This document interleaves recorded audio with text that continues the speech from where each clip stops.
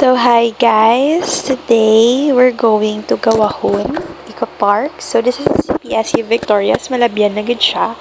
And then amuning ang iladalan pakadto sa Gawahon. Then may Malabyan makita nga ongoing construction before sa bridge. So amo mo makita pag sulod mo dito.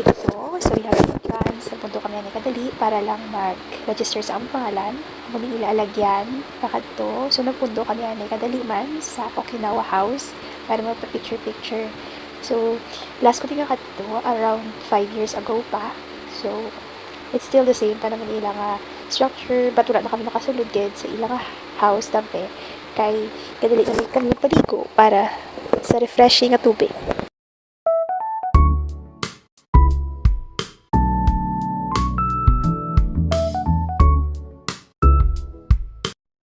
Kinamon, this is the view. So, there's a lot of trees kaya ano here.